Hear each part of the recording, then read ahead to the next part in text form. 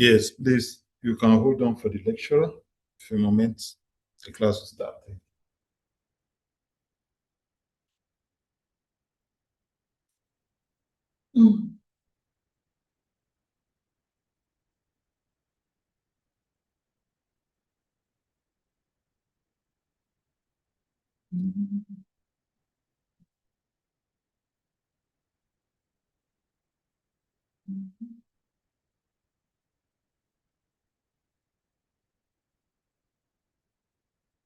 What's the feedback from the students? Okay, Don't tell us. that's one of those. I really saw that. It's Yeah.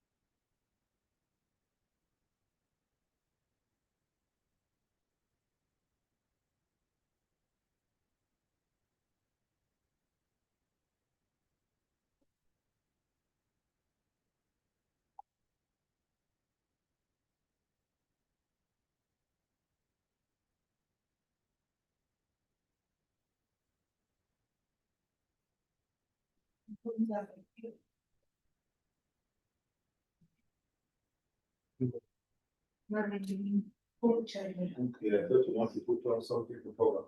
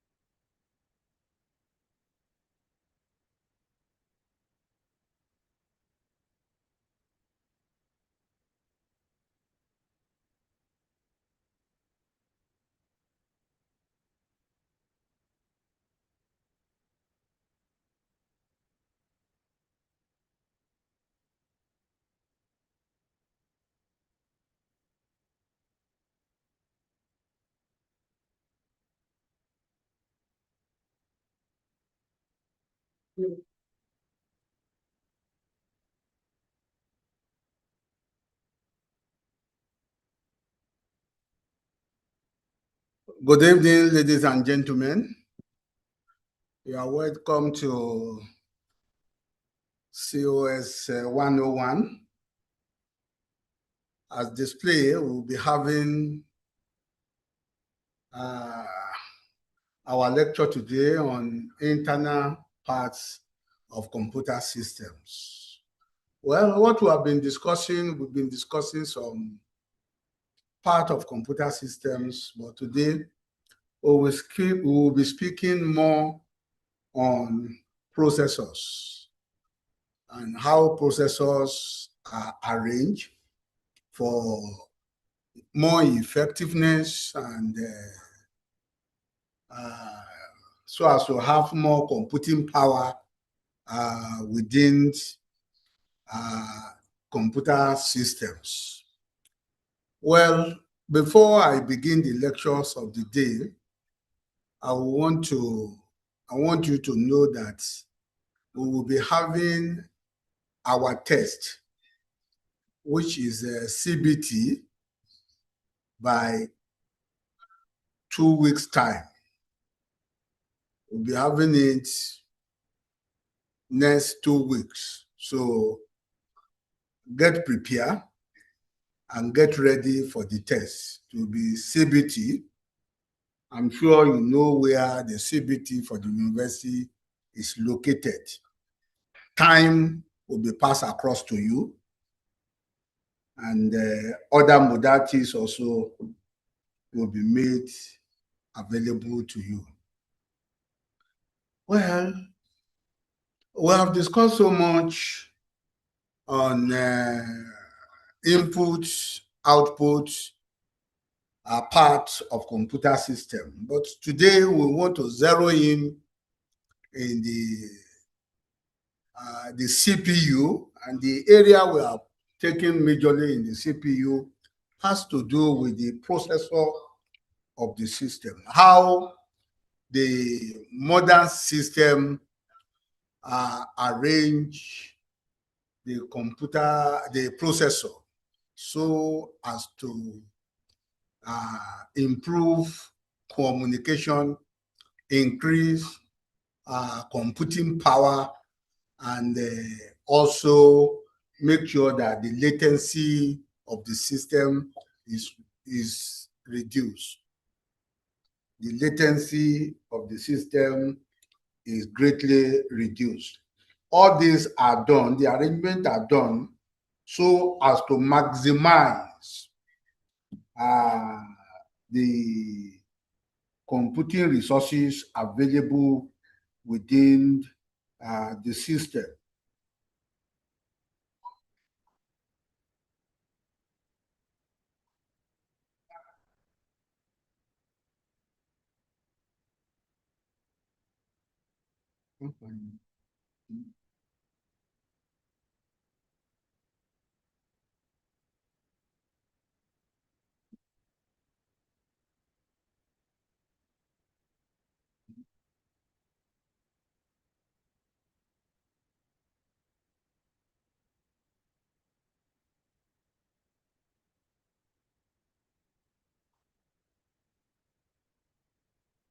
Well, I want to give you the first code for the attendance.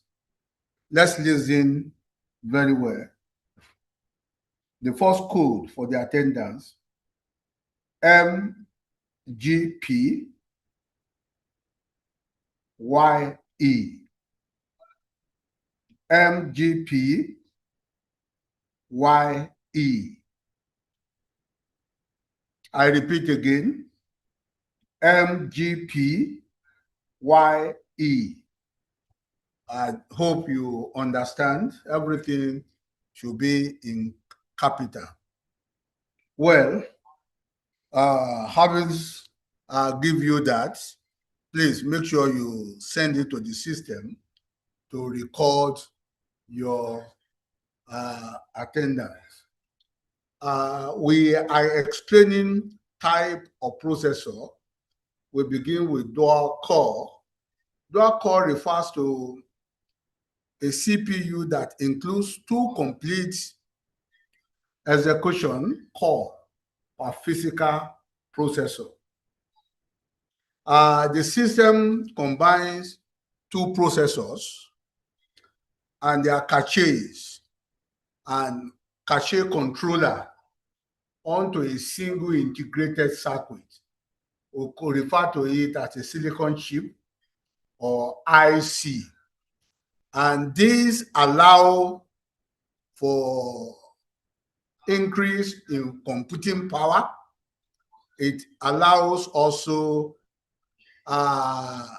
reduction in latency, and thereby increasing the computer resources of the system.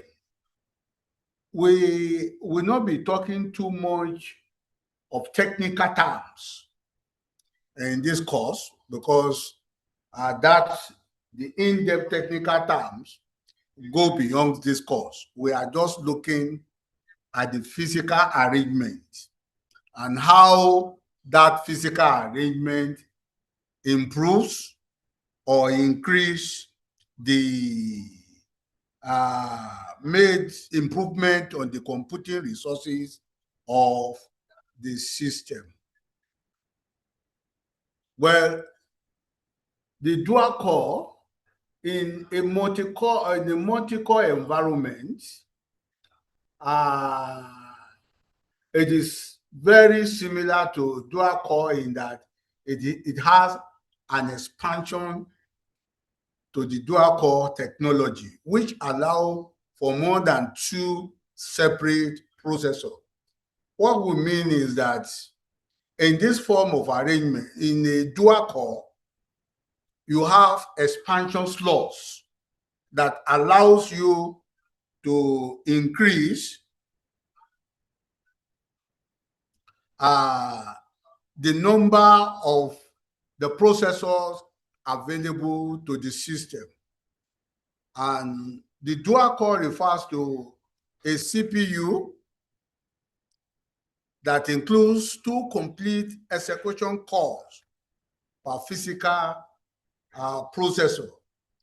It combines 2 processors and their caches and cache controller on a single integrated circuit, which we refer to as silicon circuit. I said these are packaged together so that it can improve the computing power, reduce the latency.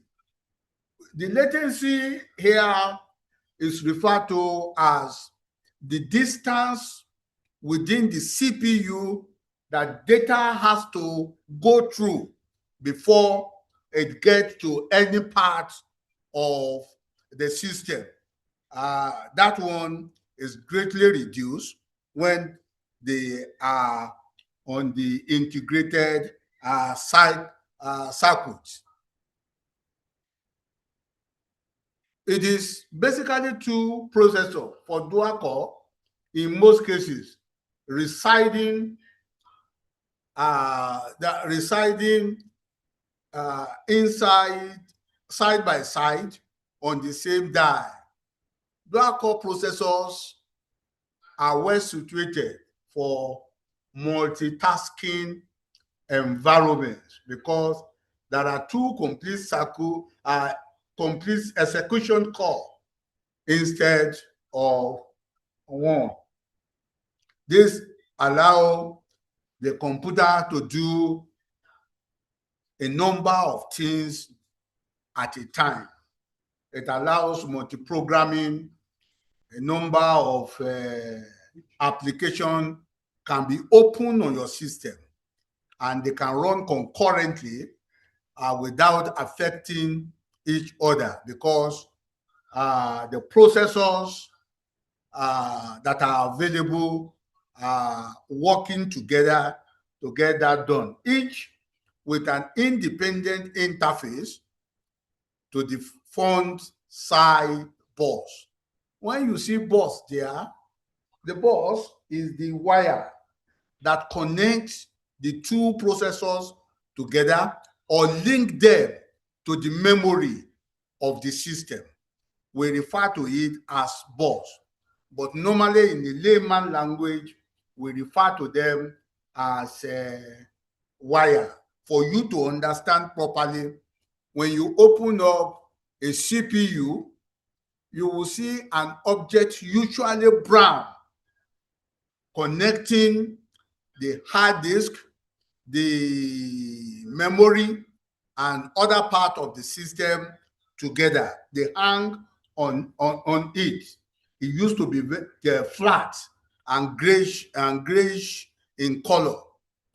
Since each core has its own cache, the operating system has sufficient resources to handle most compute-intensive tasks in a parallel form.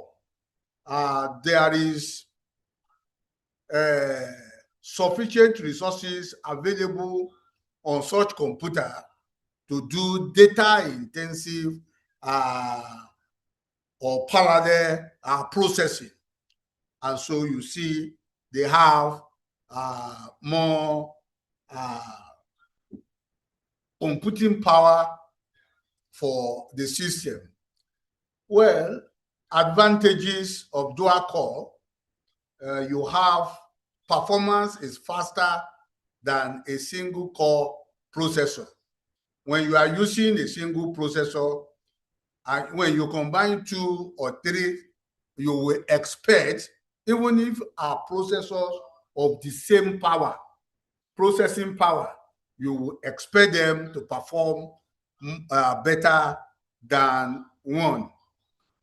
Able to divide information for processing by multiple units. Information can be broken, or task can be broken into smaller units for each processors to handle, and the result of the computation are aggregated together for an output. Core processor uses slightly less power than 2 couple single core processors. And what that means is that in dual core, the power that is the power consumption is not as high as when you use 2 separate computer systems when or using power. When you use a single core and in 2 different computers, but that computer, that processor, you put them together and use them in a single processor, you see that the power consumption is less. And multi-core chips also allow higher performance at lower energy level.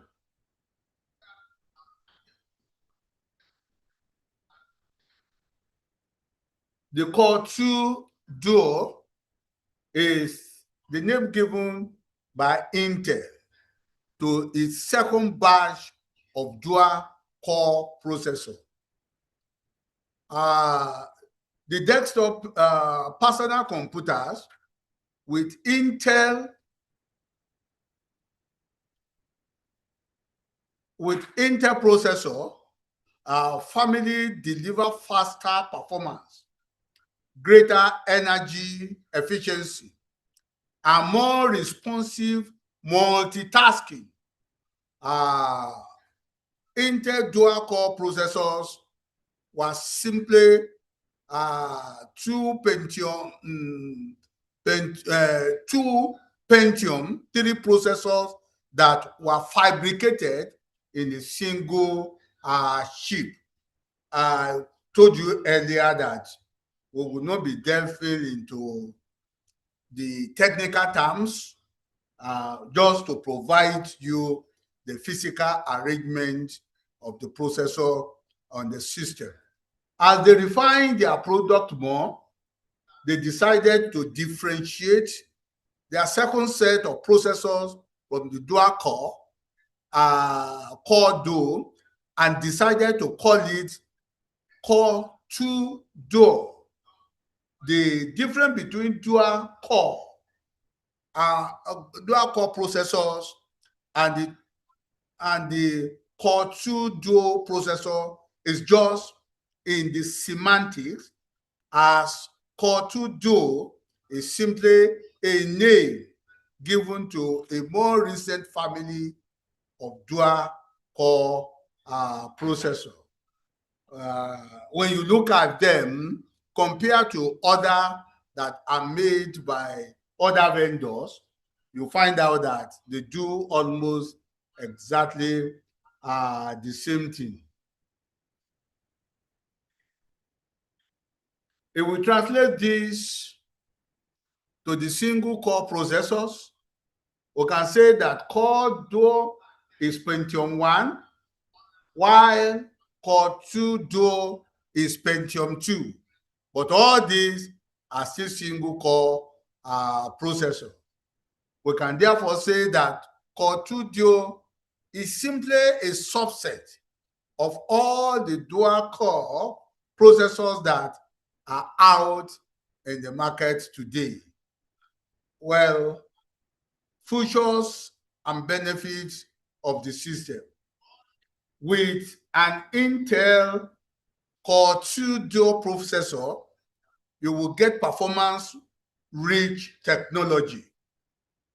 Intel multi-core processing provides greater multitasking performance by combining two independent processor core in one physical package.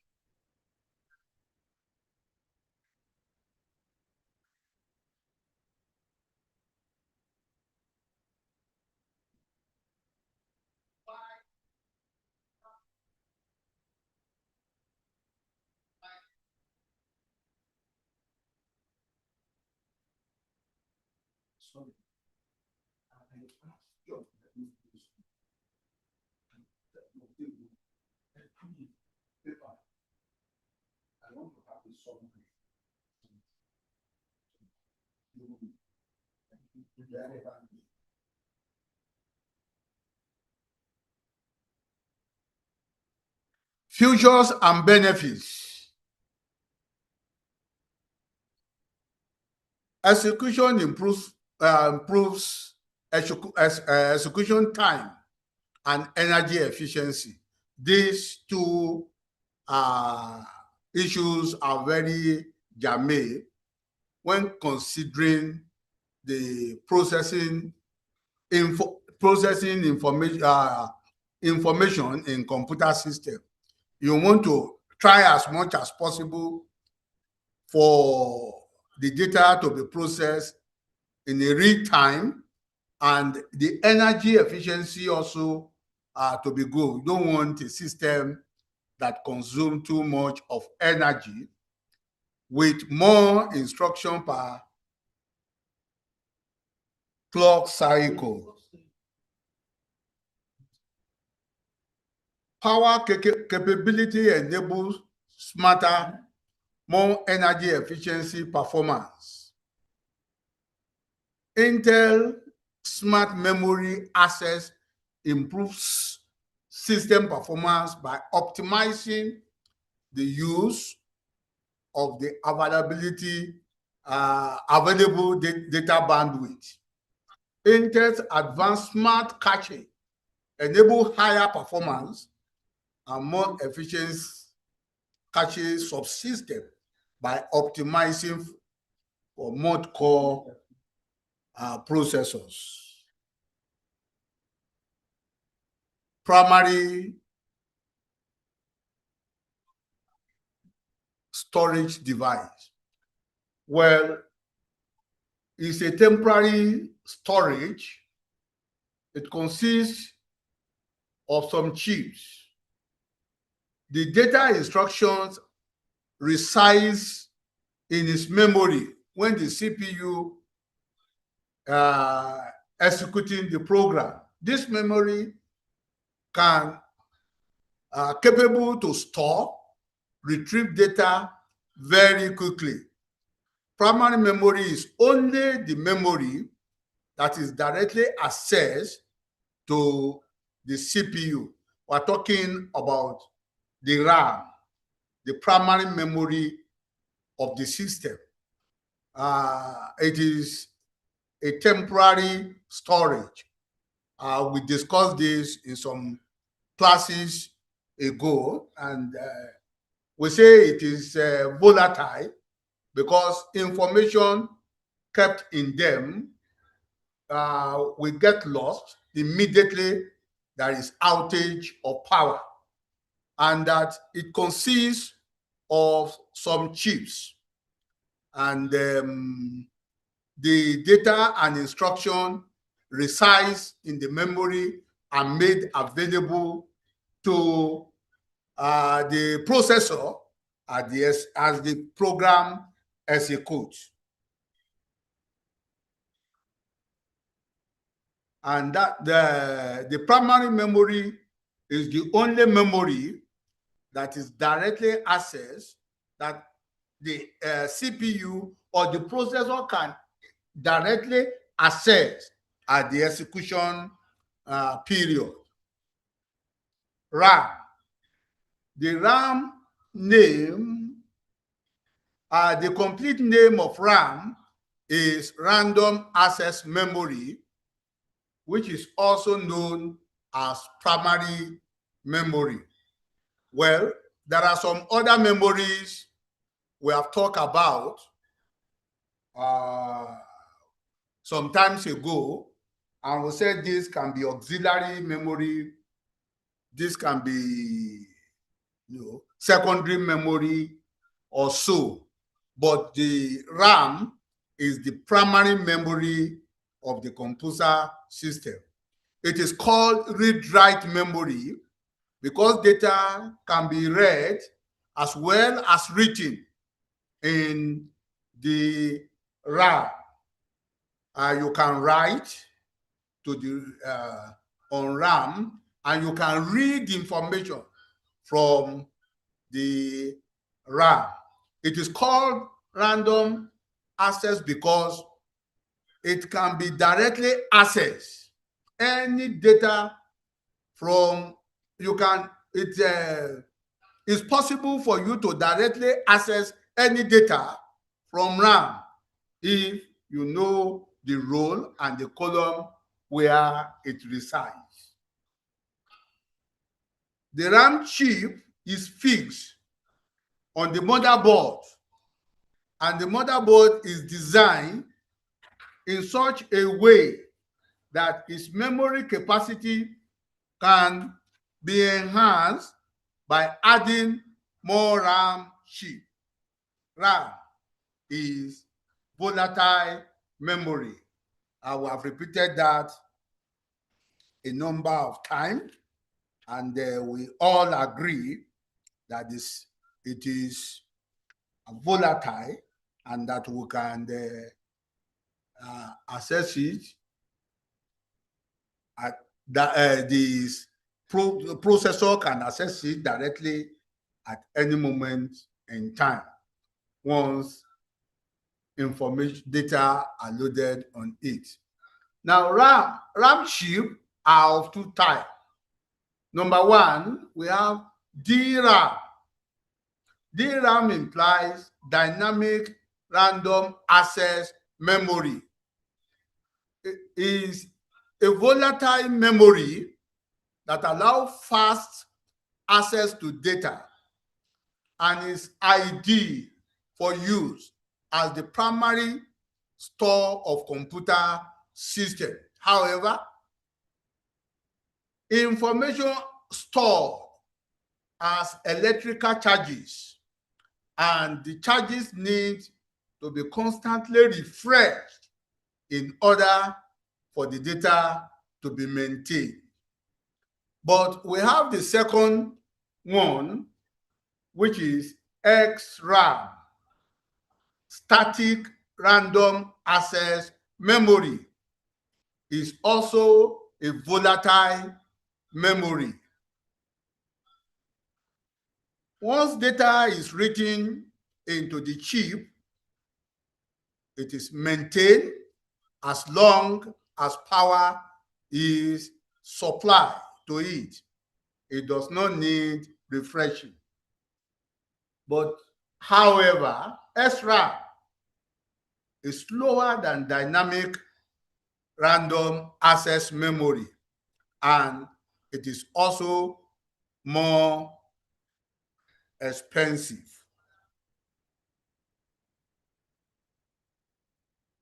ROM. The complete name of ROM is read-only memory. The data here are stored permanently and cannot be altered by the programmer. Data stored in RAM, a RAM chip, can be read and used but cannot be changed. This memory, also known a field storage, permanent storage, or dead storage. It is basically used to store manufacturers' programs and user program.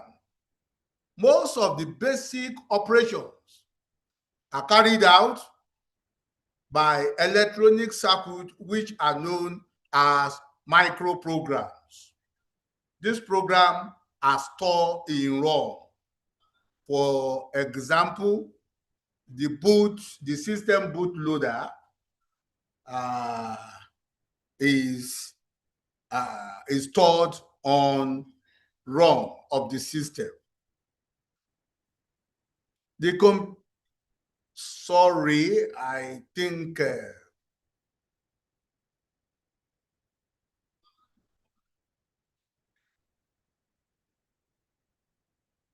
let's look at EEPROM and EEPROM. Erasable programmable read-only memory and electrically erasable programmable read-only memory chips can be electrically programmed. Unlike ROM and PROM chips, EEPROM chips can be erased and reprogrammed.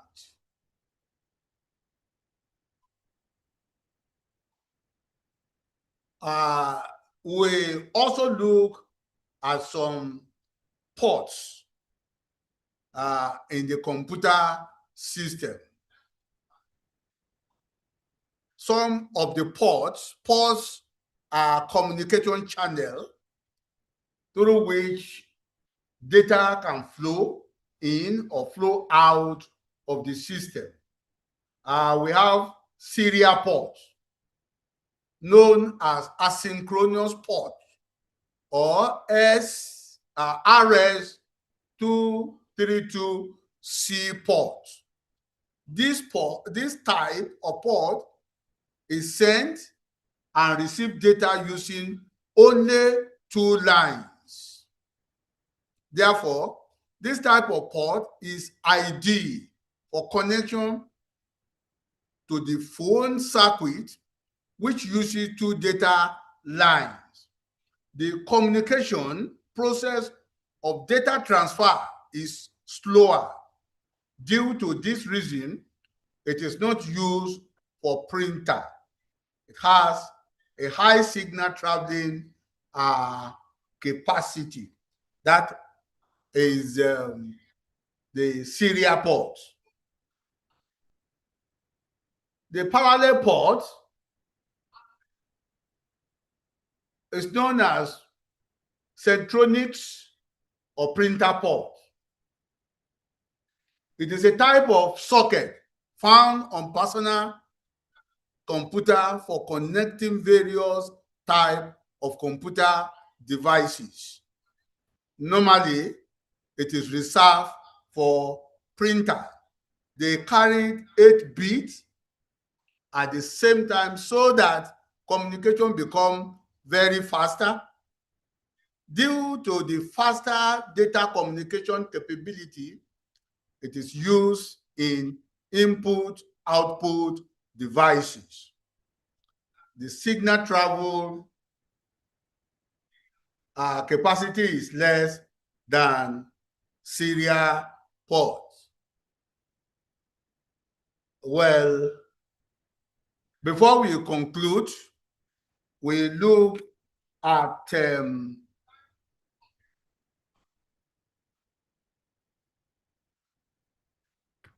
USB port. It is a new interface technology which are used to connect computer peripheral such as keyboard, mouse, scanner, joystick, printer, webcam, and etc. and etc. USB operate at two speeds, 1.5 Mbps and 12 Mbps per second. The speed is depending upon devices which are attached with the port. For example, the devices chosen as mouse, keyboard, use the low band. Please, that one is the low band, while digital camera use high speed channel. Main advantage is that when devices are attached to the appropriate drivers, they are loaded automatically without you needing to install yourself. The PS2 port. The port is developed by IBM for connecting mouse or keyboards to personal computers. It supports the plug that contains 6 pins and also called mouse port. Then we have serial cable. The serial cable are typically used for RS-232 communication. A serial cable is a cable that can be used to transfer information between two devices using serial communication. The form of connectors depends on the particular serial port used.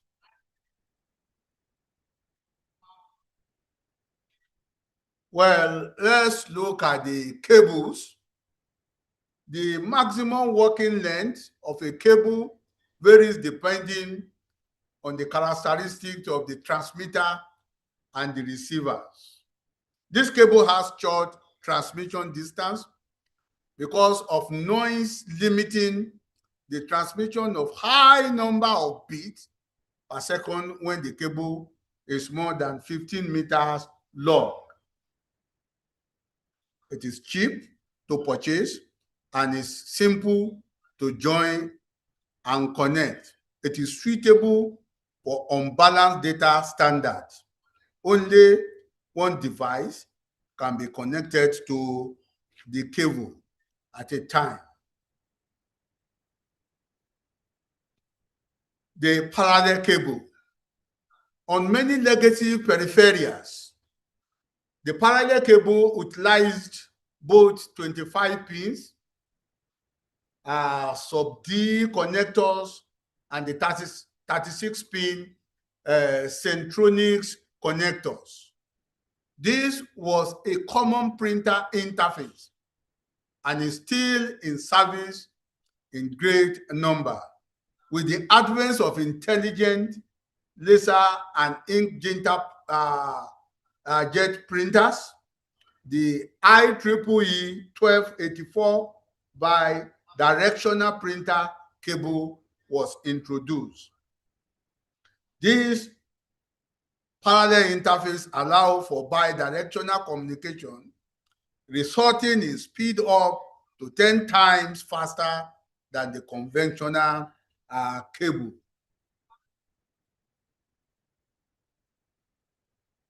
The US cable, to connecting a US device, USB device to a computer is simple. you find the USB connector on at the back of your machine, and plug the USB connector, and it is connected. If it's a new device, the operating system auto-detects it and asks for the driver. If the device has only been installed, the computer activates it and starts talking to it. USB devices can be connected and disconnected at any time. Short, the graphic card. A graphic card is the component in your computer that handles the generation of signals that are sent to the monitor or graphics. It is responsible for generating all the text and pictures that are displayed on your screen. The image you see on your monitor are made of tiny dots called pixels. At most common resolution setting, a screen displays over 1 million pixels, and the computer has to decide what to do with anyone in order to create an image.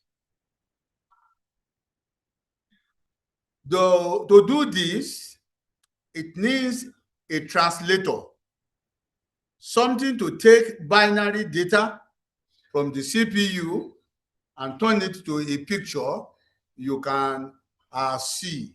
This task is performed by graphic card, which is built into the motherboard. A graphic card's job is complex, but its principles and components are easy to handle. The CPU, working in conjunction with software application, send information about the image to the graphic cards. The graphic cards decide how to use the pixel on the screen to create the image. It then ends that information to the monitor through, it sends that information to the monitor through the cable. To make a 3D image, the graphic card first creates a wireframe out of a straight line. Then it rasterizes the image. It also adds lighting, texture, and color. The graphic cards accomplish this task using 4 main components. Number 1, motherboard connection for data and power. A processor to decide what to do with each pixel on the screen.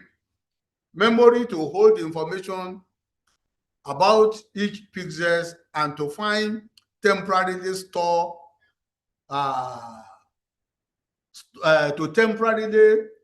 completed picture, and a monitor to connect a monitor connection so you can see the final result or the output.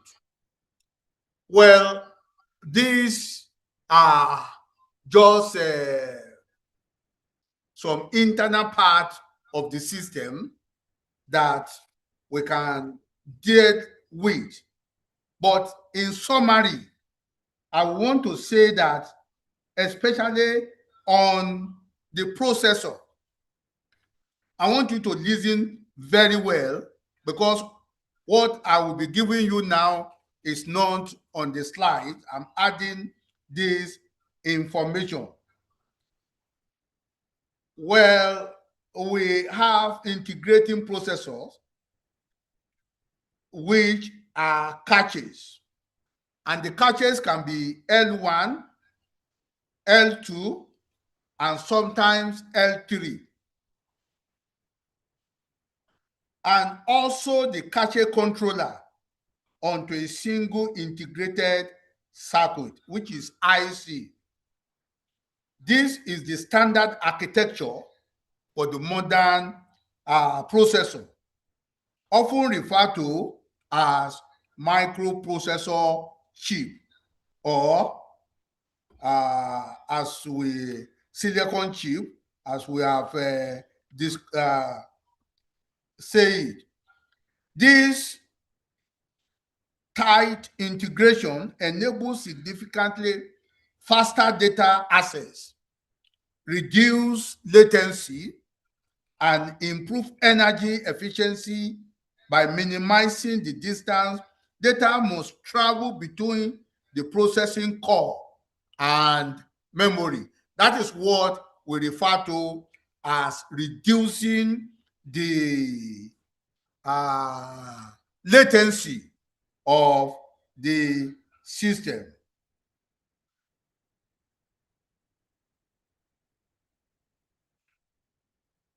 The cache structure of the modern computer, you have the CPU uses a hierarchical approach with L1 and L2 caches.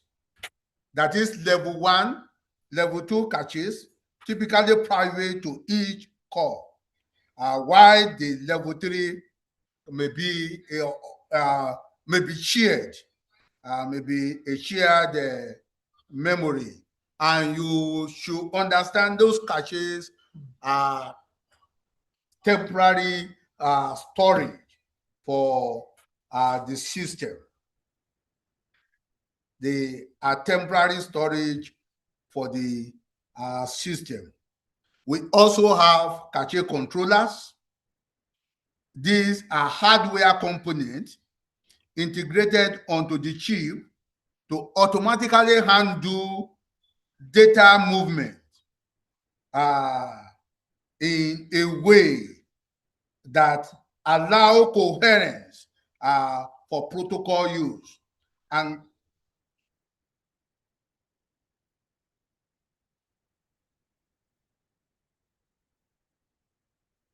well, in a nutshell, we have there is a performance benefit by placing cache on the same IC. Memory access latency is greatly reduced compared to off-chip memory, which is critically for handling compute-intensive tasks in a parallel system. Well, if you Google some of this information, you can add more information onto you can have more information or something to read on the internal structure or arrangement of computer system.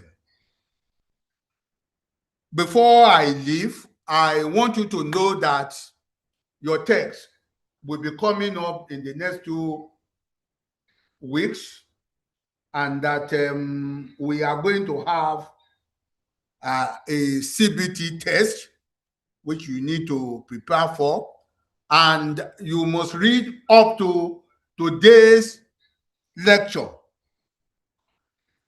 Read up to today's lecture for the test. You must read up to today's lecture for the test. Let's take attendance, please.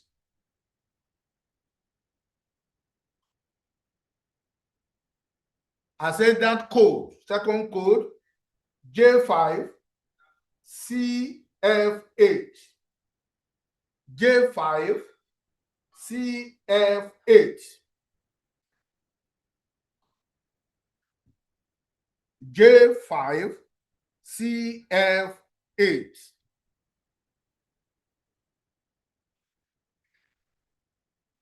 J5 CF8. So we have gone through the internal arrangement of the processor and other other facilities that are available inside the computer system.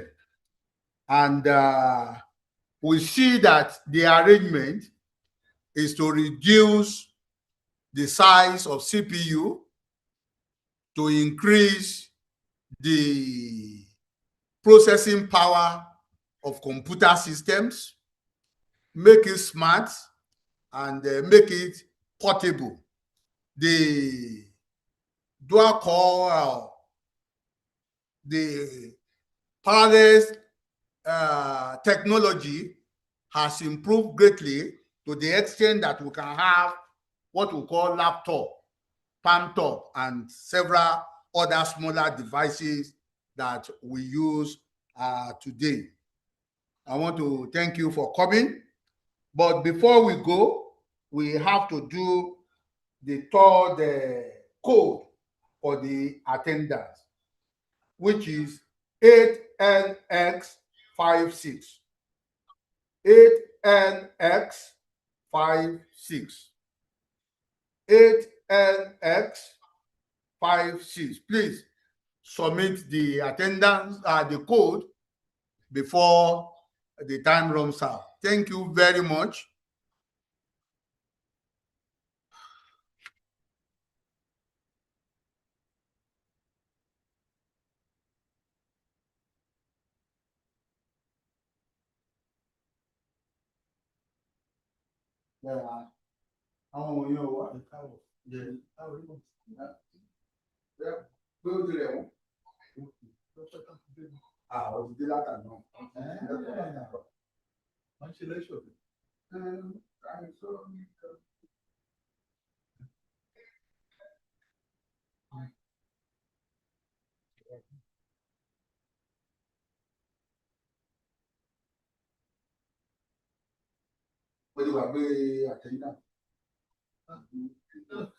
Ìgbà tó tẹ̀ wá pè lọ́wọ́ mi ní etí ìmọ̀ pé àṣẹ ìtìkẹ́tì kí ibẹ̀ mú wọn. Mo pe nígbà bẹ̀. Mo sáré ká àgbẹ̀ sí. Ó wá lọ́wọ́ mi.